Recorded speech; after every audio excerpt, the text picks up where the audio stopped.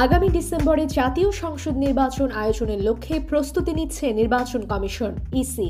এর বাইরে এই মুহূর্তে অন্য নির্বাচনের প্রস্তুতি ইসি নিচ্ছে না। তবে সরকার চাইলে জাতীয় নির্বাচনের আগে স্থানীয় সরকার নির্বাচন আয়োজন করবে ইসি। আজ মঙ্গলবার ইউএনডিপি সহ উন্নয়ন সহযোগী 18টি দেশের রাষ্ট্রদূত ও প্রতিনিধির সঙ্গে বৈঠক করে ইসি।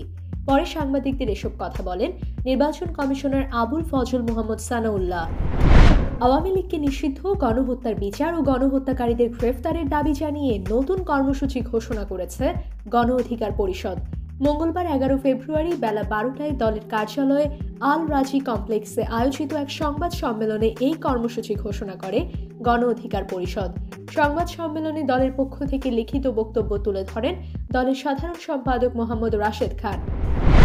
সাবেক প্রধানমন্ত্রী শেখ হাসিনা আগের মতো আত্মবিশ্বাস নিয়ে অধ্যত্বপূর্ণ সুরে কথা বলায় অবাক হয়েছেন আইন উপদেষ্টা অধ্যাপক ডক্টর আসিফ নজরুল।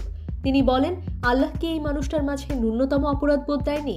আজ মঙ্গলবার সচিবালয়ে এক প্রেস ব্রিফিংয়ে উপদেষ্টা এসব কথা বলেন। সচিবালয়ে ফলপ্রসূ আলোচনা না হওয়ায় হাইকোর্টের সিদ্ধান্ত বাতিলে আগামীকাল বুধবার 12 ফেব্রুয়ারি বেলা 12টা পর্যন্ত আলটিমেটাম দিয়ে আন্দোলন চালিয়ে যাওয়ার ঘোষণা দিয়েছে প্রাথমিকের তৃতীয় ধাপে সুপারিশ বাতিল হওয়া প্রার্থীরা। মঙ্গলবার 11 ফেব্রুয়ারি সন্ধ্যা 7:15টার দিকে জাতীয় জাদুঘরের সামনেও তাদের বিক্ষিপ্তভাবে অবস্থান করতে দেখা যায়। এর আগে সন্ধ্যা সচিবালয় থেকে ফিরে কর্মসূচি চালু রাখার ঘোষণা দেন তারা। মধ্য আমেরিকার দেশ গুয়াতেমালায় সেতু থেকে বাস খাদে পড়ে 51 জন নিহত হয়েছেন। এ ঘটনায় আহত হয়েছেন আরও অনেকে।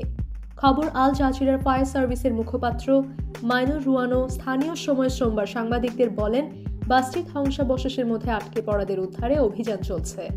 ইতোমধ্যে 36 জন পুরুষ এবং 15 জন নারীর মরদেহ উদ্ধার করে প্রাদেশিক মর্গে পাঠানো হয়েছে। বাসটি গুয়াতেমালার রাজধানী থেকে একটি ব্যস্ত সড়ক থেকে যাওয়ার পথে পুয়েন্তে বেলিস নামক স্থানে দুর্ঘটনার কবলে পড়ে। সেতু পারাপারের সময় বাসটি খাদে পড়ে যায়।